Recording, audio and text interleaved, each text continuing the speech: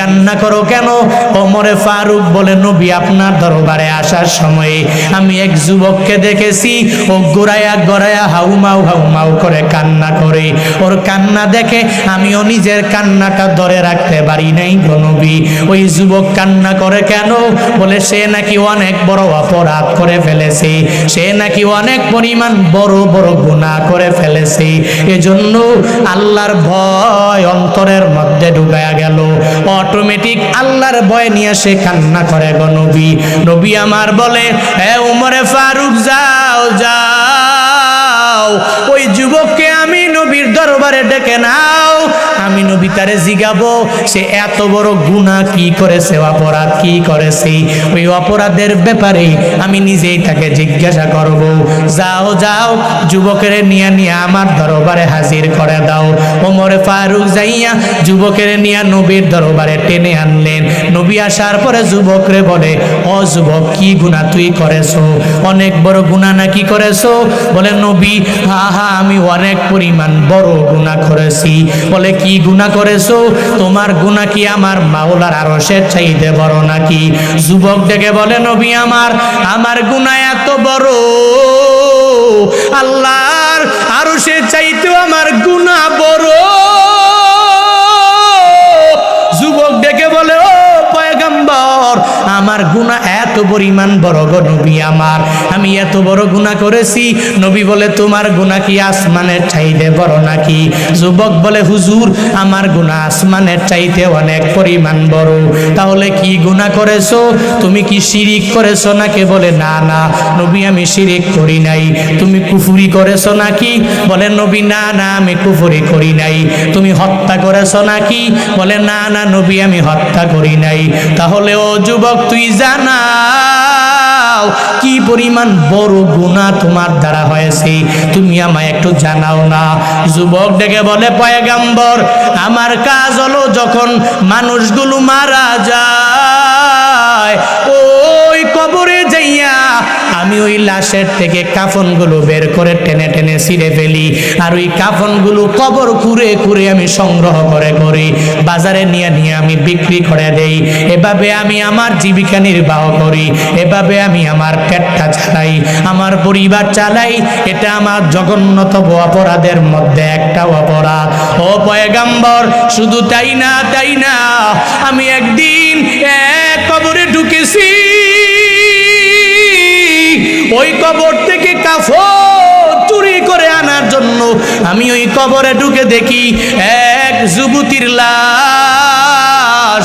ওই যুবতীর কাফনটা আমি যখন কেটে কেটে তাকে উলঙ্গ করে ফেললাম, শয়তান এসে আমারে পরচনার ফাঁদে ফালাইয়া দিল। শয়তান আমাকে বলল, ও বান্দা, তুই এই মহিলার সাথে জেনা করলে কবরের মাঝে তোরে কেউ দেখবে না। আমি ওই কবরের মাঝে ওই মহিলার সাথে, যুবতী মাইয়ার সাথে জেনায় লিপ্ত হয়ে গেলাম। আমি অপরাধ করেছি গো নবী। আমি তার সাথে জেনা করে করে কবর থেকে যখন উঠে আসবো, আসার সময় শুনি ওই মাইয়াটা আমারে বলে, যুবক, ঘরের মধ্যে কি মা বোন নাই? আমার পরিবারের লোকেরা আমি দুনিয়া থেকে বিদায় নিয়েছি, এরা আমার জীবনের শেষ গোসল দিয়া আমাকে কাফন পরাইয়া পাক করে করে এই কবরের শোয়া দিয়ে গেছে। তুই আমার নাপাক করেছো। এই পুরা লাশগুলোর মাঝে আমি হলাম নাপাক একজন মহিলা। হাসরের ময়দানে আমি নাপাক অবস্থায় আমার মাওলার দরবারে দাঁড়ানো লাগবে। যুবক রে, তোর অন্তরের মাঝে বিন্দু মাত্র পরিমাণ কি রবের ভয় নাই? এই কবরে কি তোর আশা লাগবে না? এই কবরে তোর একদিন চলে আসা লাগবে রে যুবক। তুই এত পরিমাণ অন্যায় করে ফেললি, এত পরিমাণ অপরাধ তোর দ্বারা হয়ে গেল। যখন এভাবে ওই মাইয়াটা বলে, যুবতীরা যখন এভাবে বলা আরম্ভ করে দেয়, ও বলে, হুজুর, আমি ওই যুবতীর কথা শুনে নিজেকে ধরে রাখতে পারি নাই। আমি যুবতীর কথা শুনে আমার মাওলার ভয় আমার অন্তরের মাঝে চলে আসলো। এজন্য আমি আজও পর্যন্ত আর কোনো অন্যায় করি নাই, কোনো গুনাহ করি নাই, কোনো অপরাধও আমি অপরাধের সাথে আমি জড়াই নাই, আমি সব বাদ দিয়েছি। শুধু জাহান্নামের ভয় আমার অন্তরের মাঝে বিদ্যমান। আমি শুধু যেখানেই যাই আমার গুনাহের কথা যখন আমার মনে পড়ে যায় আমি আমার নিজেকে ধরে রাখতে পারি না। হুজুর গো, আমার গুনাহের পরিমাণ এত ভারী হয়ে গেল। নবী আমার বলে, হে যুবক শুনে না, মানুষ কি এত পরিমাণ বড় বড় গুনাহ কি মানুষ করতে পারে? এত পরিমাণ অপরাধ কি মানুষ করতে পারে? নবী যখন এই কথা বলে ও মনে মনে মনে মনে চিন্তা করে, নবী আমাকে বলেছে আমার গুনাহের পরিমাণ নাকি অনেক অনেক অনেক বড়। নবীর দরবার থেকে যুবক দৌড়াইয়া নবীর দরবার থেকে বের হইয়া একটা বিশাল পাহাড়ের মধ্যে গিয়া দাঁড়াইয়া যায়। ওই পাহাড়ের চূড়ায় আমার মাওলাকে ডাকে, আমি তোমার গোলাম, তুমি আমার রব, তুমি আমাকে বানাইছো, তুমি আমাকে সৃষ্টি করেছো রে মালিক। আমার অপরাধ অনেক পরিমাণ বড়, কিন্তু আমি জানি আমার অপরাধের পরিমাণ বড় হতে পারে, কিন্তু আল্লাহ গো আমি জানি তুমি আমারে ক্ষমা করে দিতে পারো। আমার গুনাহ যদিও বড়, কিন্তু তুমি আমারে বানাইছো। ওই শয়তানের দুকায় পরে পরে পরচনার ফাঁদের মধ্যে পড়ে আমি অন্যায় করেছি, আমি নিজের উপর জুলুম করলাম, নফসে আম্মারার দুকায় পড়ে আমি নিজের উপরে নির্যাতন করে ফেলেছি গো আল্লাহ। আল্লাহ গো তুমি আমাকে ক্ষমা করে দিলে তোমার ক্ষতিও হবে না, আবার তুমি যদি আমারে তুমি ক্ষমা না করে জাহান্নামে দিয়া দাও তোমার বিন্দু মাত্র পরিমাণ লাভ হবে না। সাইয়্যিদুল ইস্তিগফার, বড় একটা দামি ইস্তিগফার মনে পড়ে গেল। ওই যুবকটা পাহাড়ের চূড়ার উপরে দাঁড়াইয়া আমার আল্লাহকে বলে, আল্লাহুম্মা আনতা রাব্বি লা ইলাহা ইল্লা আনতা খালাকতানি ওয়া আনা আবদুক ওয়া আনা আলা আহাদিক ওয়া ওয়া'দিকা মাস্তাতাতু আউযু বিকা মিন শাররি মা সানাতু আবুউ লাকা বিনি'মাতিকা আলাইয়া ওয়া আবুউ লাকা বিযামবি ফাগফিরলি ফাইন্নাহু লা ইয়াগফিরুয যুনুবা ইল্লা আনতা। আমার আল্লাহকে বলতে লাগলো, আল্লাহুম্মা আনতা রাব্বি, ও আল্লাহ তুমি আমার মালিক, আমি হলাম তোমার একজন গোলাম, তুমি তোমার দয়া বড়, আমার গুনাহের পরিমাণ অনেক অনেক দয়ার চাইতে ছোট। তুমি আমার এত বড় অপরাধ সব তুমি আমাকে ক্ষমা করে দাও, আমাকে মাফ করে দাও। 40 দিন পর্যন্ত যুবক ওই চূড়ায় দাঁড়াইয়া আমার মাওলার দরবারে বারবার তাওবা করে, বারবার কান্না করে, আবার বারবার ইস্তিগফার করে। আমার আল্লাহর কাছে বলে, আল্লাহ আমার অপরাধের সংখ্যা অনেক পরিমাণ বড়, আল্লাহ গো তুমি আমারে ক্ষমা করে দাও, মাফ করে দাও। আমার আল্লাহর কাছে যুবকের কান্না বড় পছন্দ হয়ে গেল, বড্ড পছন্দ হয়ে গেছে, ভারী পছন্দ হয়ে গেছে। যুবক যে তার জবান দিয়া বারবার বারবার সাইয়্যিদুল ইস্তিগফার পড়ে, আমার মাওলার দরবারে এই কথাগুলো যখন আল্লাহ পর্যন্ত পৌঁছে যায়, আল্লাহ পাক বলেন, ও জিবরাইল যাও যাও আমার নবীর কাছে গিয়া বলো, নবীকে 2টা প্রশ্ন করবা, প্রশ্নের জবাব যখন নবী দিয়া দিবে এরপরে এই যুবকের ক্ষমার ব্যাপারে নবীকে জানায়া দিবা। জিবরাইল আসলেন, আয়েশা নবীকে 2টা প্রশ্ন করলেন, নবী গো এ বিশাল আসমান জমিন কে বানাইছেন?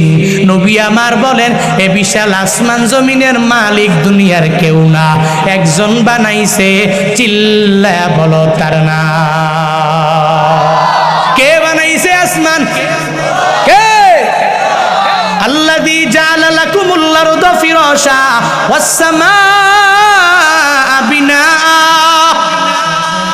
আল্লাহ পাক বলেন, এই জমিনটা তোর জন্য আমি আল্লাহ বানাইলাম, এই বিশাল আসমানটাকে আমি আল্লাহ তোর জন্য ছাদ হিসাবে বানালাম। সব আমার আল্লাহই তো বানালেন, আল্লাহর দেওয়া, আল্লাহর গড়া। আমারে আপনারেও আমার আল্লাহ বানাইছেন। আল্লাহ তো যেহেতু বানাইলেন, জিবরাইল বলে, নবী গো আসমান জমিন কে বানাইছে? বলে আল্লাহ বানাইছে। ও নবী গো এই আসমান জমিনে যারা আছে এদের রিজিকের ব্যবস্থাটা কে করেন? নবী আমার ডেকে বলে, বলে যারাই আসমানের নিচে জমিনের উপরে আছে এদের রিজিকের সব ব্যবস্থা আমার আল্লাহ করে। দুনিয়ার মেম্বার করে না, চেয়ারম্যান করে না, মেম্বার অফ পার্লামেন্ট করে না, বক্তা করে না, নেতা কেতা হুজুরেরা করতে পারে না। এই রিজিকের দায়িত্বভার আল্লাহ পাক দুনিয়ার কোনো বান্দাকে দেয় নাই, একজনের হাতেই রেখেছে। চিল্লা বলো তার নাম। ওয়ামা মিন দাব্বাতিন ফিল আরদি ইল্লা আলাল্লাহি রিজকুহা। আল্লাহ পাক বলেন আসমানের নিচে জমিনের উপরে যারা, এদের রিজিকের সব ব্যবস্থা আমি আল্লাহ করে রাখলাম। জিব্রাইল নবীরে জিগাইলেন, নবী জবাব দিয়ে দিলেন আল্লাহ আসমানের মালিক, আল্লাহ জমিনের মালিক। আসমানের নিচে জমিনের উপরে যারা, এদের রিজিকের সব ব্যবস্থা আমার মাওলা করলেন। জিব্রাইল এবার বলে, ও পয়গম্বর, যে আল্লাহ এ বিশাল আসমান বানাইছেন, যে আল্লাহ বিশাল জমিন বানাইছেন, যে আল্লাহ পৃথিবীর সব বান্দারে খাওয়াইতে পারে, যে আল্লাহ পৃথিবীর সব মানুষের রিজিকের ব্যবস্থা যে আমার মাওলা করতে পারে, ওই আল্লাহ কি একটা গুনাহ করনেওয়ালা যুবকের ক্ষমা করে দিতে পারে না? আপনার একজন সাহাবী ওই যুবকের কাছে পাঠাইবেন গো নবী, তাকে ডেকে আনবেন আর তাকে আইনা আইনা আপনি ঘোষণা দিয়া জানায়া দিবেন, ও যুবক, তোর গুনাহ যত বড় হোক না কেন রে যুবক, কিন্তু গুনাহ করার পরে তুই আমার আল্লাহকে এত পরিমাণ ডেকেছু, আল্লাহর কাছে তোর ডাকা পছন্দ হয়ে গেছে। যাও যাও, আল্লাহ তোর জিন্দেগীর সব গুনাহ ক্ষমা করে দিয়েছি। ইয়া ইলাহি তো মেরা মাবুদ है, ইয়া इलाही तो मेरा माशूक है, या इलाही मुझसे मुझको दूर कर, ताके देखो मुझसे तुझको एक नजर। ऐ खुदाई मेरे सातारुल उयूब, मेरे मौला मेरे गफ्फारुद्दुनूब, आतिना फी दार दुनिया ना हसन, आतिना फी दार उक़बा ना हसन, या गियासल मुस्तगीसी नहदीना लफ्दिखारा बिल उलूमे वल गिना। हर गोरीदे नेको तू तैयार है, झूलना मांगे उस तू बेजार है, गर तवक्कुल मी कुनी हर सुबह शाम, मेरा सानत हस्ते तू अज़ला मकाम। इन्नल्लाह यअमुरु बिल अदली वल इहसान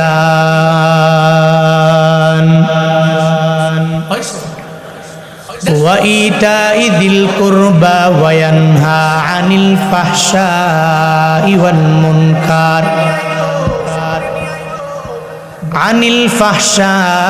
والمنكر والبغي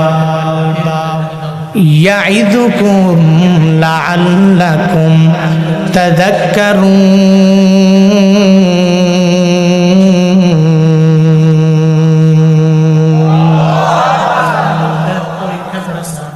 আল্লাহ বলেন, এ মানুষ, তোমরা চলার পথে তোমাদের বিচার কার্য যখন সম্পাদন করো বা তোমরা আদালত করে নাও, আল্লাহ পাক বলেন, ইন্নাল্লাহা ইয়া'মুরু বিল আদলি ওয়াল ইহসান। আল্লাহ পাক বড় মায়া করে করে নির্দেশ দিয়ে দিলেন, বান্দা তুমি চলার পথে আদালত কায়েম করে নাও, একজন আর একজনের প্রতি ইহসান করে নাও, একজনে আর একজনের ব্যক্তি ব্যাপারে সমতা করে নাও, একজনে আর একজনের ব্যাপারে পরিপূর্ণ আদালত তোমরা কায়েম করে নাও। এই আদেশ দুনিয়ার কোনো বান্দার মাধ্যমে আমার আল্লাহ দেয় নাই, কোনো নবীর মাধ্যমে আমার আল্লাহ দেয় নাই, পৃথিবীর কোনো মানুষের মাধ্যমে এই আদেশটা আমার আল্লাহ সূরা দেয় নাই। একবারে কোরআনের একটা আয়াত নাজিল করে এই আদেশ দিয়েছেন একজন, চিল্লা বলো তার নাম।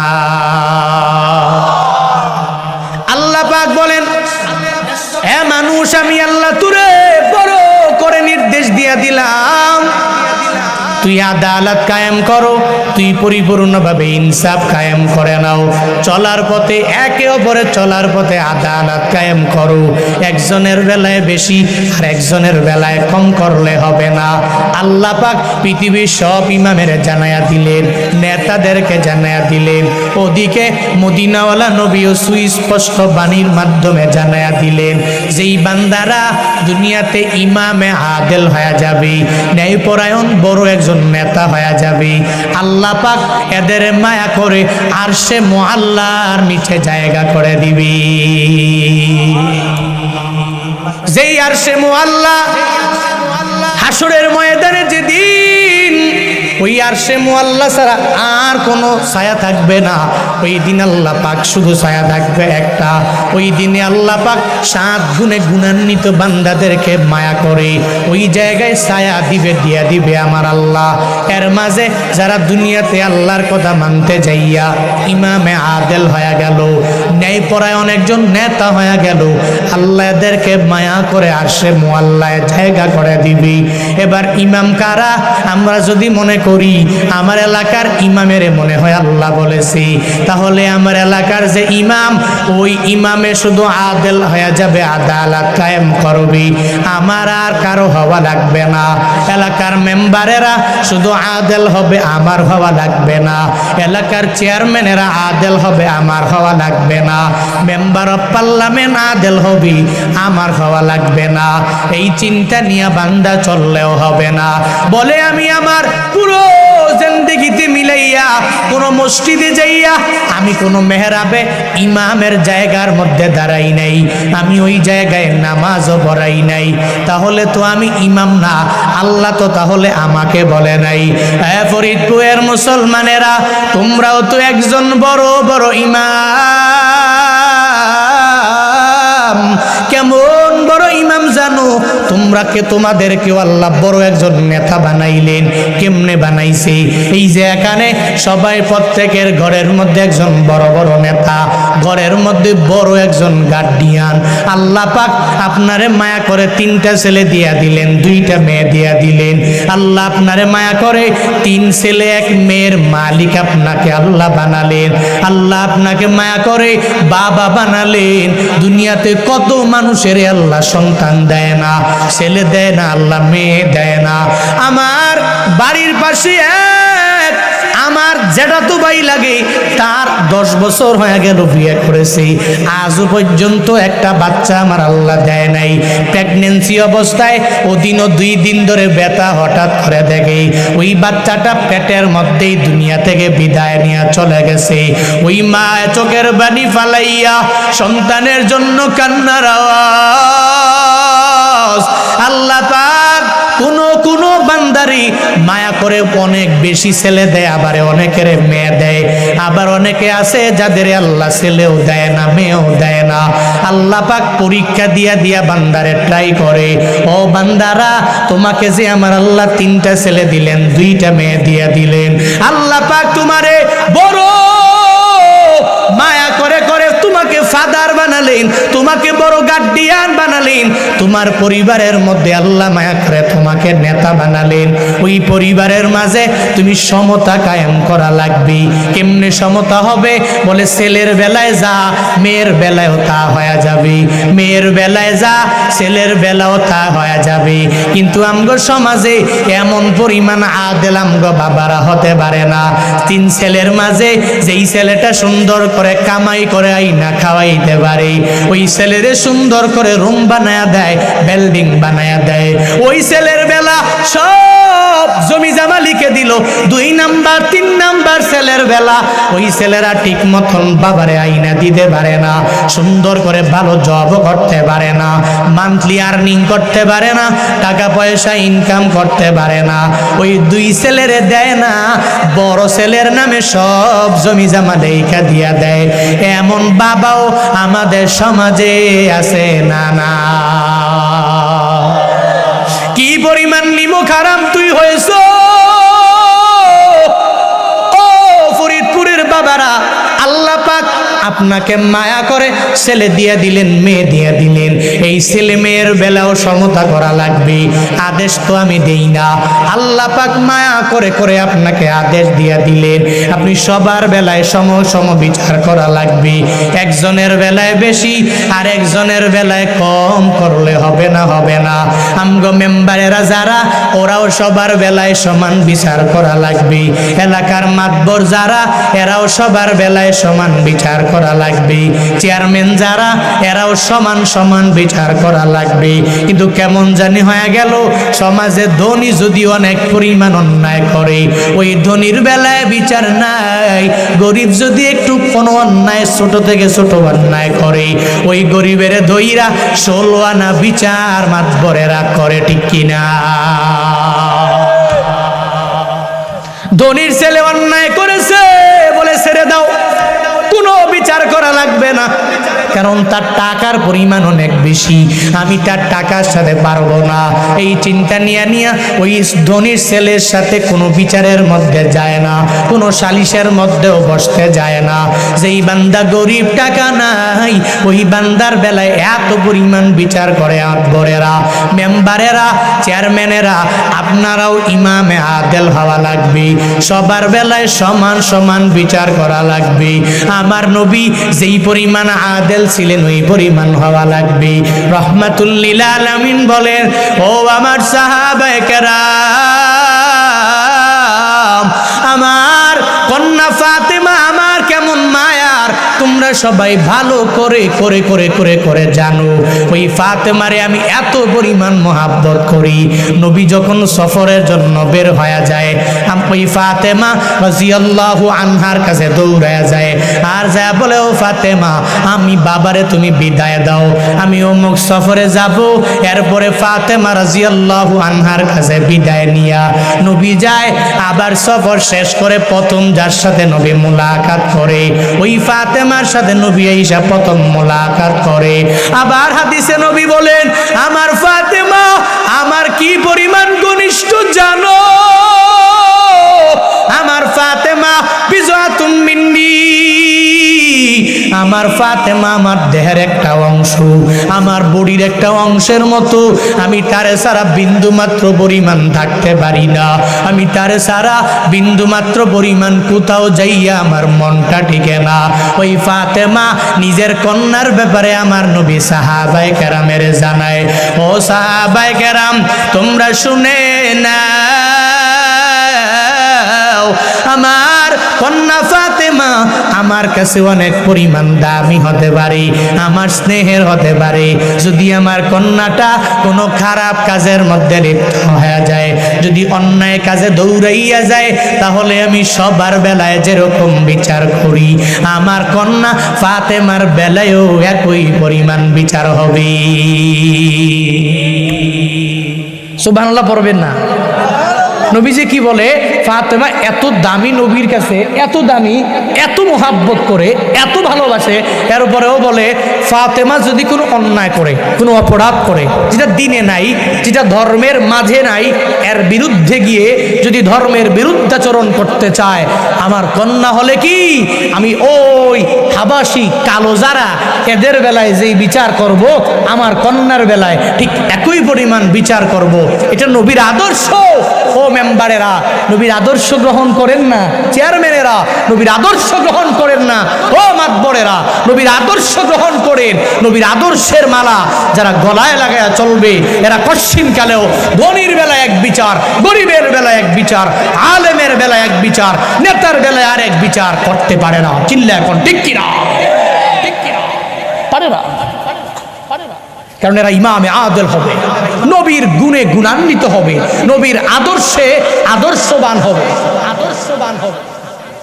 নবীর আদর্শের মাঝে অন্যায় নাই, আসেনি? নবীর আদর্শের মাঝে জুলুম নাই, নবীর আদর্শের মাঝে নির্যাতন নাই, নবীর আদর্শের মাঝে দুর্নীতি নাই, নবীর আদর্শের মাঝে মিথ্যা নাই, নবীর আদর্শের মাঝে ওয়াদা করে খেলাফ নাই, নবীর আদর্শের মাঝে আমানাতের খিয়ানত নাই। আসেনি? আছে? নাই। নবীর আদর্শের মাঝে এই অন্যায়গুলো যেহেতু নাই, তাহলে যদি নবীর একজন উম্মত দাবি করতে হয়, তো নবীর গুণে গুণান্বিত হওয়া লাগবে কি লাগবে না? লাগবে না। আমি জুনায়েদ আল হাবিব যদি এখন বলি আমাকে সবাই ফলো করা লাগবে, আমাকে মানা লাগবে, যদি আমি বলি তাহলে আমি যেমনে যেমনে চলি এমনে এমনে মানা লাগবে, আমি টুপি লাগাইলে ওইভাবে টুপি লাগানো লাগবে, আমি জুব্বা পরলে ওইভাবে জুব্বা পরা লাগবে। এক কথায় আমাকে যারা ফলো করতে চায় নিজের ফলোয়ার বানায়, আমি যেমনে যেমনে চলি ওইভাবে মানা সুন্দর করে লাগবে। এলাকার মেম্বার যদি বলে আমার ওয়ার্ডের লোকেরা চলার পথে তারা আমাকে ফলো করবে, তাহলে মেম্বার যেমনে যেমনে চলে ওইভাবে চলা লাগবে, ওইভাবে চলার পথে মেম্বাররে ফলো করা লাগবে। এই যে ফুটবল বিশ্বকাপে যুবকেরা মেসির এত পরিমাণ ভক্ত হয়ে যায়, নেইমারের ভক্ত হয়ে যায়, যুবকেরা এমবাপ্পের ভক্ত হয়ে যায়, মার্টিনেজের ভক্ত হয়ে যায়। কি পরিমাণ ভক্ত বলে আর্জেন্টিনার ভক্তরা ব্রাজিলের ভক্তদেরকে দুনিয়া থেকে বিদায় করে দিতে দ্বিধা করে না, আছে না নাই? একই ভাই না বন্ধু, ওইদিকে দেখার টাইম নাই। আমার মেসির বিরুদ্ধে কথা বলেছে আমি মেনে নিতে পারি না, আমার নেইমারের বিরুদ্ধে কথা বলেছে এটা আমি কশিনকালেও মেনে নিতে পারি না, আমার খেলোয়াড়ের বিরুদ্ধে যে কথা বলবে আমি তার বিরুদ্ধে যুদ্ধের ঘোষণা করে দিলাম। সমাজের মাঝে আর্জেন্টিনা, ব্রাজিল, ফ্রান্স নিয়ে, জার্মান নিয়ে যেই পরিমাণ মারামারি করে, দেখবেন সেলুনওয়ালার কাছে দৌড়ায় আর যা বলে ও সেলুনওয়ালা ওই মেসি যেভাবে চুল কেটেছে ওইভাবে আমার চুলগুলো কেটে দাও, নেইমার যেভাবে চুল কেটেছে ওইভাবে সুন্দর করে আমার চুলগুলো কাইটা দাও। ওই যে এমবাপ্পির দিকে তাকায় দেখো, এমবাপ্পি চুলের মাঝে কি পরিমাণ কাটিং দিয়া দিল, ওই পরিমাণ সুন্দর কাটিং তুমি আমার মাথায় দিয়া দাও। এভাবে সেলুনওয়ালার কাছে যাইয়া সেলুনওয়ালাকে বারবার বলে এভাবে এভাবে আমি তারে ফলো করি, আমি পূর্ণাঙ্গ ফলোয়ার হয়ে যাব। তার যেই গেঞ্জি আমি ওই গেঞ্জি লাগাবো, ওই গেঞ্জির মাঝে তার যেই নাম্বার আমি সেই নাম্বার লাগাবো। সে যেভাবে চুলের কাটিং দেয় আমিও একই পরিমাণ চুলের কাটিং দিয়া দিব। এর মানে যদি একজনের ফলো করতে চাও তাহলে তার একটা মানবা আর একটা মানবা না, এটা হবে না, হবে না, হবে না। ও বান্দারা আমার নবীরে, ও যদি নবীর খাঁটি উম্মত হতে চাও তাহলে নবীর খাঁটি একজন উম্মত হওয়ার জন্য একটা মানবেন আর একটা মানবেন না, হবে না, হবে না। জিলাপি খাওয়া মানে নবীজি মিষ্টি খাইতে ভারী পছন্দ করতেন, শুধু আমিও জিলাপি খাইলাম, বাতাসা খাইলাম, মিষ্টি খাইলাম। এক বছর পরে পরে 12 রবিউল আউয়ালে বিশ্ব নবীর আগমন শুভেচ্ছা স্বাগতম বলে বলে আমি রেলি করলাম, এলাকায় রাস্তায় ঘুরে ঘুরে ঘুরে ঘুরে বেড়ালাম।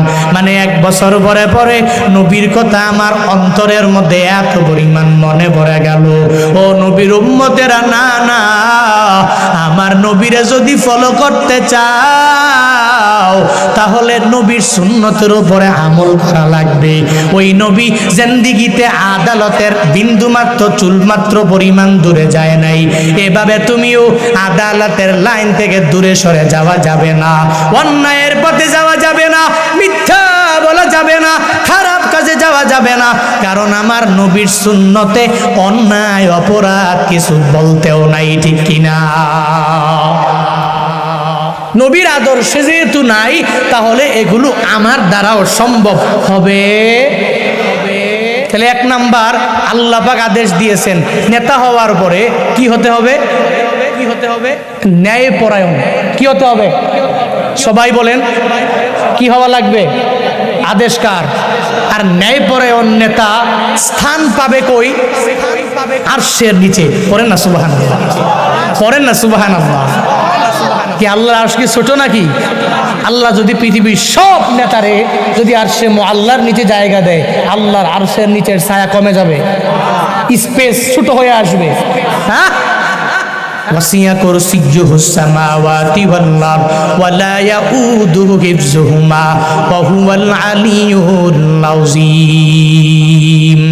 ওই আয়াতুল কুরসি পড়ো, আল্লাহ পাক নিজের কুরসির ব্যাপারে কি সুন্দর করে জানায়া দিলেন। আল্লাহ পাক বলেছেন আমি আল্লাহর কুরসিটা কি পরিমাণ বড়। আরশ কথা বাদ দাও, আল্লাহর যে কুরসিটা, যে চেয়ারটা কি পরিমাণ বড়। ও বান্দারা একটু মনোযোগের কান লাগাইয়া শুনে নাও, আল্লাহর কুরসিটা এত পরিমাণ বড়, কি পরিমাণ বড়। আবু যর গিফারি রাদিয়াল্লাহু তাআলা আনহু আমার মদিনাওয়ালা নবী থেকে বর্ণনা করেন, তিনি জানায়া দেন নবী একদিন আল্লাহর কুরসি বর্ণনা করতে যাইয়া নবী হাদিস বর্ণনা করে জানায়া দিলেন, একটা উদাহরণ দিয়া দিলেন। এই যে বড় একটা মাঠের মধ্যে যদি আপনাকে মধুখালীতে ফরিদপুরে বড় মাঠের অভাব নাই, একটা বড় হাওরের মাঝে ওই হাওরের মাঝখানে যদি একটা আংটি ফালাইয়া দেয়, একটা আংটি পড়ে গেল, ওই আংটিটা কি পরিমাণ মাঠের তুলনায় ছোট। একজনের যদি বলা হয় এই পুরো মাঠ থেকে আংটিটারে খুঁজে খুঁজে বের করা লাগবে, ওই বান্দার জন্য মাঠে খুঁজে খুঁজে বের করা ইম্পসিবল হয়ে যাবে, অসম্ভব প্রায় হয়ে যাবে। আল্লাহ পাকের পয়গাম্বর কুরসির বর্ণনা দিতে গিয়া জানায়া দেয়, শুনে নাও, এ বিশাল মাঠ, এ বিশাল মাঠ হলো আমার মাওলার কুরসি। আর যে আংটিটা ফালাইয়া দেওয়া হলো ওই আংটিটা হলো পুরা 7 আসমান আর জমিন। পড়েন সুবহানাল্লাহ। আংটিটা 7 আসমান আর জমিন, আর কুরসিটা হলো পুরো মাঠ। এবার বুঝেন তো, আল্লাহর কুরসি যদি এত বড় হয় তো আরশে মুআল্লাটা কি পরিমাণ বড়। সুবহানাল্লাহ পড়ে না, সুবহানাল্লাহ পড়ে না। ইয়া ইলাহি তো মেরা মাবুদ হায়, ইয়া ইলাহি তো মেরা মাশুক হায়, ইয়া ইলাহি ভি को न दे शम्सु कमर, या इलाही मी को न दे शजरो हजार, या इलाही मी को न दे अर्दो समा, या इलाही मी को न दे जाऊं हवा। আমার আল্লাহ কি পরিমাণ বড়। আল্লাহর কুরসি যদি এত পরিমাণ বড় হয়ে যায়, আল্লাহর আরশে মুআল্লা কি পরিমাণ বড়।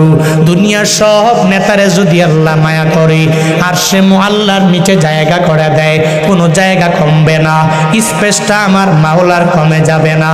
ইমামে আদেল যারা, এদেরকে মায়া করে আল্লাহ আরশে মুআল্লার নিচে জায়গা করে দিবে।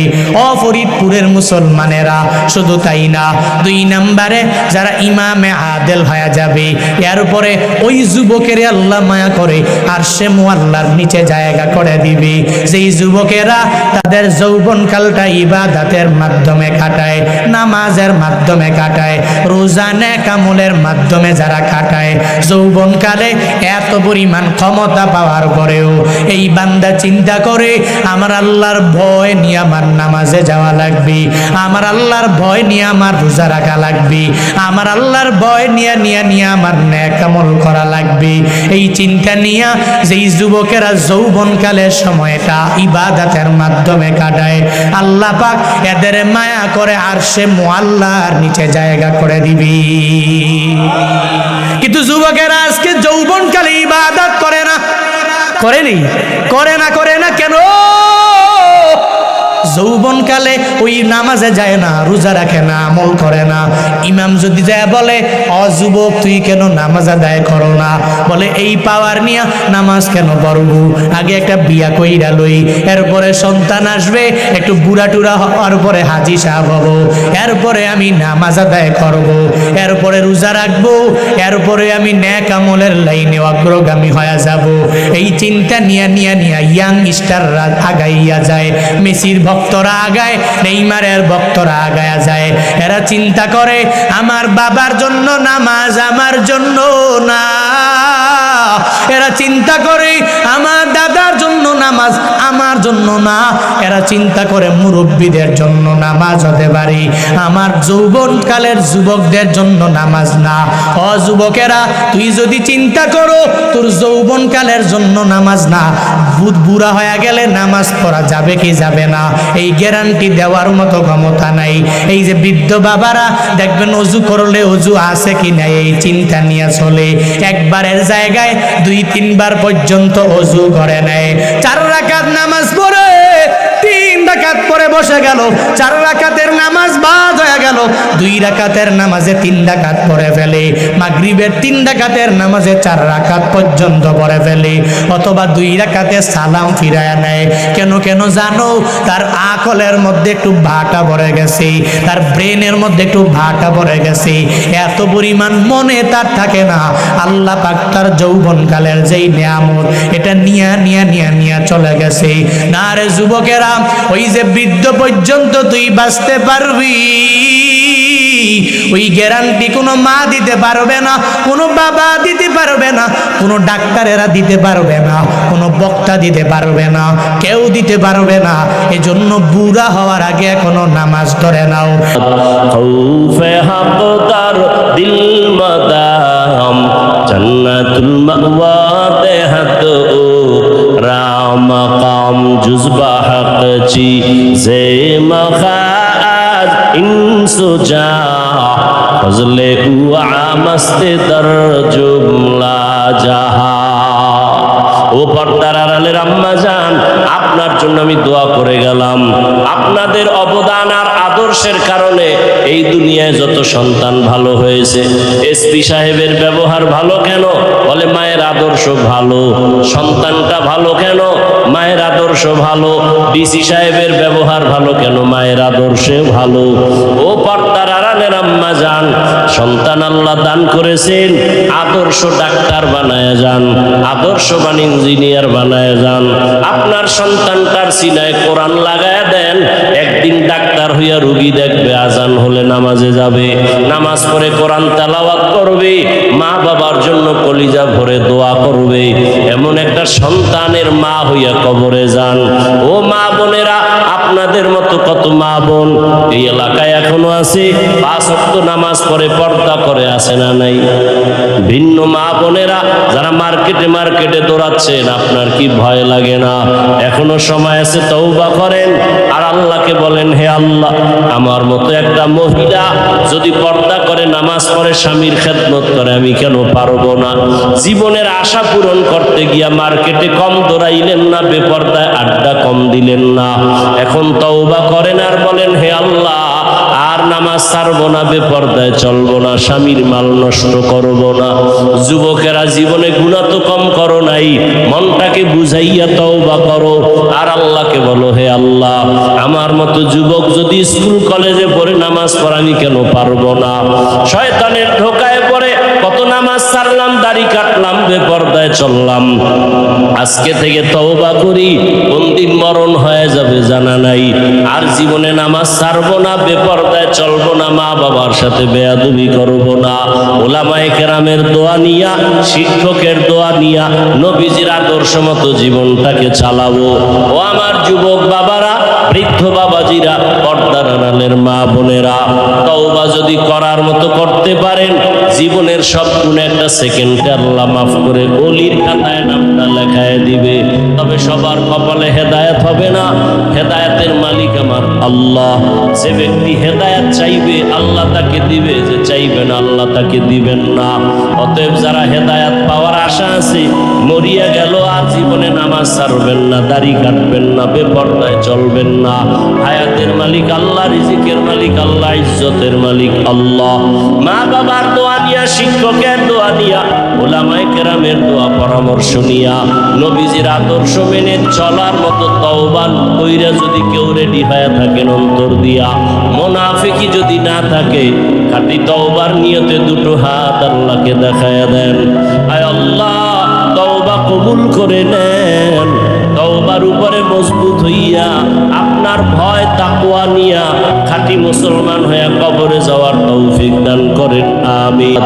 খৌফে হাকদার দিল মাদাম জান্নাতুল মাওয়া দেহাত ও রাম কাম জুজবা হক চি জে মখাজ ইনসুজা ফজলে উআ মস্তে দর জুমলা জাহা। ও পর্দার আড়ালের আম্মা জান, আপনার জন্য আমি দোয়া করে গেলাম। আপনাদের অবদান আর আদর্শের কারণে এই দুনিয়ায় যত তো সন্তান ভালো হয়েছে। এসপি সাহেবের ব্যবহার ভালো কেন? বলে মায়ের আদর্শ ভালো। সন্তানটা ভালো কেন? মায়ের আদর্শ ভালো। ডিসি সাহেবের ব্যবহার ভালো কেন? মায়ের আদর্শে ভালো। ও পর্দার আড়ালের আম্মা যান, সন্তান আল্লাহ দান করেছেন, আদর্শ ডাক্তার বানায় যান, আদর্শবান ইঞ্জিনিয়ার বানায় যান। আপনার সন্তানটার সিনায় কোরআন লাগায় দেন, একদিন ডাক্তার হইয়া রুগী দেখবে, আজান হলে নামাজে যাবে, নামাজ পড়ে কোরআন তেলাওয়াত করবে, মা বাবার জন্য কলিজা ভরে দোয়া করবে। এমন একটা সন্তানের মা হইয়া কবরে যান। ও মা বোনেরা, আপনাদের মতো কত মা বোন এই এলাকায় এখনো আছে, 5 ওয়াক্ত নামাজ পড়ে পর্দা করে, আছে না নাই? ভিন্ন মা বোনেরা যারা মার্কেটে দৌড়াচ্ছেন, আপনার কি ভয় লাগে না? এখনো সময় আছে, তওবা করেন আর আল্লাহকে বলেন, হে আল্লাহ, আমার মতো একটা মহিলা যদি পর্দা করে নামাজ পড়ে স্বামীর খেদমত করে, আমি কেন পারবো না? জীবনের আশা পূরণ করতে গিয়া মার্কেটে কম দৌড়াইলেন না, বেপর্দায় আড্ডা কম দিলেন না। এখন তওবা করেন আর বলেন, হে আল্লাহ, আর নামাজ ছাড়বো না, বেপর্দায় চলবো না, স্বামীর মাল নষ্ট করবো না। যুবকেরা, জীবনে গুনাহ তো কম করো নাই, মনটাকে বুঝাইয়া তওবা করো আর আল্লাহকে বলো, হে আল্লাহ, আমার মতো যুবক যদি স্কুল কলেজে পড়ে নামাজ পড়ে, আমি কেন পারবো না? শয়তানের ধোকায় পড়ে কত নামাজ ছাড়লাম, দাড়ি কাটলাম, বেপর্দায় চললাম। আজকে থেকে তওবা করি, কোন দিন মরণ হয়ে যাবে জানা নাই। আর জীবনে নামাজ ছাড়বো না, বেপর্দায় চলবো না, মা বাবার সাথে বেয়াদবি করবো না। ওলামায়ে কেরামের দোয়া নিয়া, শিক্ষকের দোয়া নিয়া, নবীজির আদর্শ মতো জীবনটাকে চালাবো। ও আমার যুবক বাবারা, বৃদ্ধ বাবাজিরা, পর্দার আড়ালের মা বোনেরা, তওবা যদি করার মতো করতে পারেন, জীবনের সব গুণে একটা সেকেন্ডে আল্লাহ মাফ করে ওলির খাতায় নামটা লেখায় দিবে। তবে সবার কপালে হেদায়েত হবে না। হেদায়েতের মালিক আমার আল্লাহ। যে ব্যক্তি হেদায়েত চাইবে, আল্লাহ তাকে দিবে, যে চাইবে না, আল্লাহ তাকে দিবেন না। অতএব যারা হেদায়েত পাওয়ার আশা আছে, মরিয়া গেল আর জীবনে নামাজ ছাড়বেন না, দাড়ি কাটবেন না, বেপর্দায় চলবেন না। হায়াতের মালিক আল্লাহ, রিজিকের মালিক আল্লাহ, ইজ্জতের মালিক আল্লাহ। মা বাবার দোয়া নিয়া, শিক্ষকের দোয়া নিয়া, ওলামায়ে কেরামের দোয়া পরামর্শ নিয়া, নবীজির আদর্শ মেনে চলার মতো তওবা কইরা যদি কেউ রেডি হয়ে থাকেন অন্তর দিয়া, মুনাফিকি যদি না থাকে, খাঁটি তওবার নিয়তে দুটো হাত আল্লাহকে দেখায়া দেন। আয় আল্লাহ, তওবা কবুল করে নেন। তওবার উপরে মজবুত হইয়া, আপনার ভয় তাকওয়া নিয়া, খাঁটি মুসলমান হইয়া কবরে যাওয়ার তৌফিক